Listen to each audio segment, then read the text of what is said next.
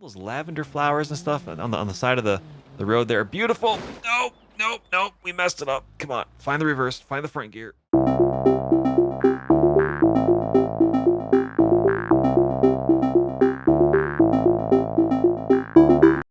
Hello, friends, and welcome back. I am your host with the most, TheChronicToast, and today we're diving right back into BeamNG.drive. That's right, my most favorite game for crashing cars and watching physics. Go Smash. Today we're taking a look at the Dirt Hopper scenario. Now, this is a medium difficulty one, authored, of course, by BeamNG, created on March 24th, 2017, when the Ibishu Hopper was introduced, again on the East Coast USA map. The description here states, a short dirt time trial to introduce the Ibishu Hopper. Now, as we know, it's already been introduced. We've already done a few missions with it before, a few scenarios. So let's see what this introductory mission actually looks like. Let's dive in. All right, so here we are logged in again. Dirt Hopper, short time trial to introduce this particular vehicle. We're not going to worry so much here about the time trial. We're just going to take a quick look here at the vehicle. It looks pretty darn nice. Reminds me a lot of Jeeps here in the United States, or possibly a little bit of hints of a little bit of Land Rover-esque design features from overseas. Needless to say, it's a pretty cool vehicle, and it's mostly unique here to the game. It seems like it's got some good acceleration, some good braking. Nothing amazing, but definitely good for a little light-duty off-road vehicle. It's got some flexation here. Now, it looks like we're going to be doing some off-road here, definitely over some different pathways. I have not pre-run this at all. Notice here up top you get a nice little compass, which is pretty cool. You see which the degrees are of the rose compass, north, west, east, south, 320, 340, things like that. So without further ado, we're going to be going and diving in here. Now, friends, we're going to be going through as hard and as fast as we can with an automatic transmission in third-person view, and we'll try again in first-person here in a little bit. So we'll see what our times are, and let's see if we can't get this done. Oh yeah, here we go. 3, 2, 1, and go. Bada bing, bada boom. The adventure is on its way. Now, the e-brake works a little bit better on this. The tires are a little bit lighter in mass, so it can lock them up a little bit harder, a little bit faster. This is definitely a little tiny trail that I don't think we necessarily should be going on here. I'm assuming that the trailway is just further ahead, judging by the occasional sight of those orange visibility goalposts way out there. Now, this is actually quite beautiful. I would not mind going for a mountain bike ride or, a quad bike ride or anything like that up here. That would be a lot of fun. Now, the question as to where do we go, I see him way up there, is next. We've got 6 checkpoints here, so that's not too bad. Just got to keep this vehicle off of the trees, and we should be all right. Don't roll it. I'm getting a little cattywampus here, a little squirrely on the back end, and that's all right. We've got some light-duty tires. They aren't gripping too well here in the dirt, but look at the flowers through here. Oh, my goodness. This is beautiful. Over the culvert. Ooh, we're okay. We're okay. This is some beautiful roadways here. Oh, my goodness. I definitely have not yet been on this portion of this map since the BeamNG update, and let me tell you what, this has been reworked and improved 100-fold. Oh my goodness, this is fantastic. Holy wow. Slight jump. There we go over pavement. We've got 2 more checkpoints to go. We can see both of them up there, the next one and the finish line. This is quite beautiful. Oh, and it's a road crossing. All right.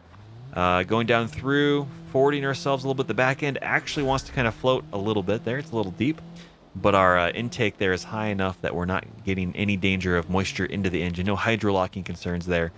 And they got the hopper name of this vehicle definitely correct. Hopping around, not too shabby, not too bad. And we just need to keep it out of the trees. I'm assuming we go right. And here's the finish line back onto the road for a time of, what is it going to be? 1 minute and 49.3 seconds. That's pretty cool.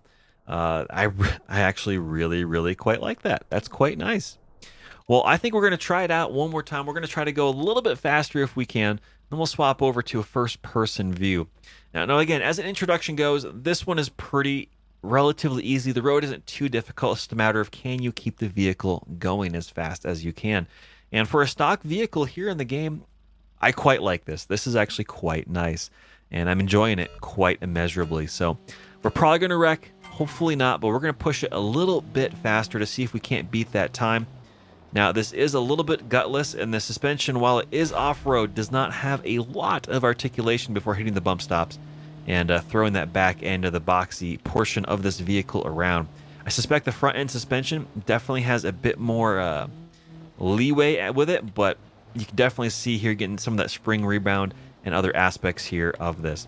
Now, because we have what looks to be street tires, so kind of like your all-terrain, your at best maybe generic pavement optimized wheels, they do slip around a little bit. They definitely are not gripping as much as I would like, but they are serviceable. They are getting the job done. We just got to watch out here. Oh, I love this field. Oh my goodness.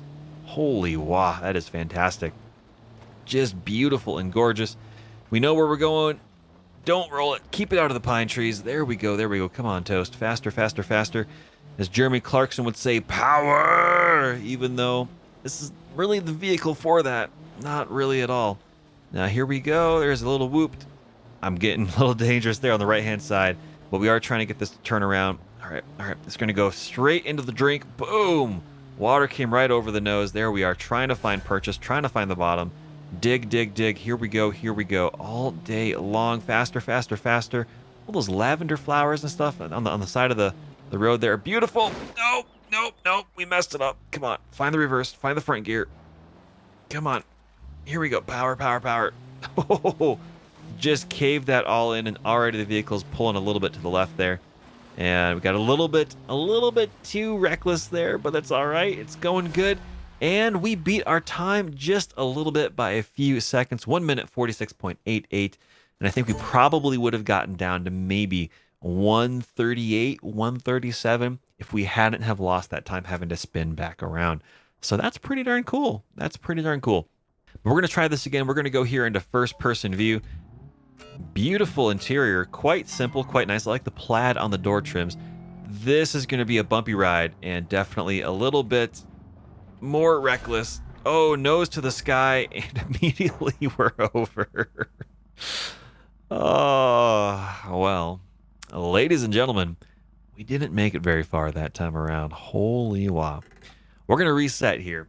Now, what I will say is at least for these Ibishu hoppers, at least here for these particular vehicles, every now and then, if you do roll it, you're on your side, you're on the roof. Occasionally, the camera starts to get some very, very odd shakes. And I think that's just related to some of the aspects of the new modeling, the new BeamNG physics behind this, and hopefully they get that figured out. But just kind of looking around this thing, it looks simple, it looks quite nice. Definitely some stuff that I've ridden around in, so to speak. Very familiar feeling when I was, growing up, and not that many years ago. But we're going to try to keep the wheel side down and the soft top side up if we can. So fingers crossed, ladies and gentlemen, it works out well. The big thing here is once this nose starts bouncing around and going skyward, because you're not in the vehicle and I don't have track IR set up, which would be pretty epic, I must say, I can't easily look out the windows or look to the side. I don't have really good periphery vision to see where we're at. So we've got to keep that in mind with the controller settings you have. You might get a chance to go faster, possibly with a wheel with low force feedback, or, if you've got a bit more of a visual aid head tracking, such as track IR.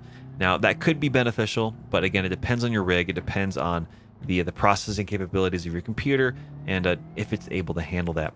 What I can say with BeamNG here, I love these beautiful yellow flowers in this field. Whoever designed this over at BeamNG, if you ever do see this portion of the video, thank you very much. That is quite gorgeous and looks so spectacular.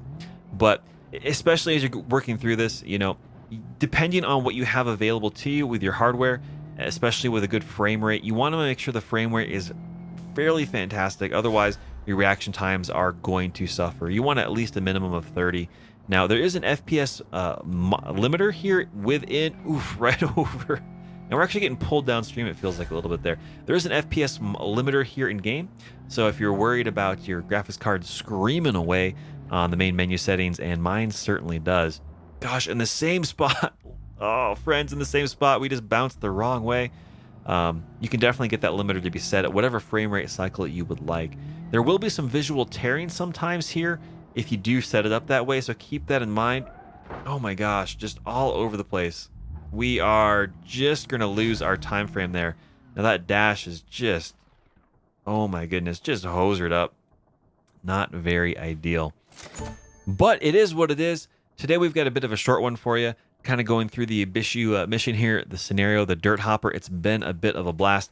So let's kind of go over here into this this free roam here and see just what sort of damage we ended up doing. Looks like we caught the tree here just on the door side pillar. What does that look like inside? Looks like it's caved in a little bit here. The dash is actually crushed in.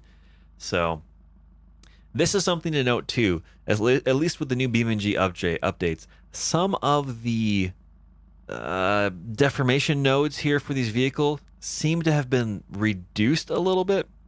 Their definition seems to have been simplified, and so you have some weird, you know, I would expect more locations to fail here on the dash rather than just, you know, 3 points or 4 points here and there. So maybe they've been doing that in order to support additional, functionality within the game, but that is not something I'm too familiar on. So if you do know that the answers to those questions, please post it down in the comment section down below.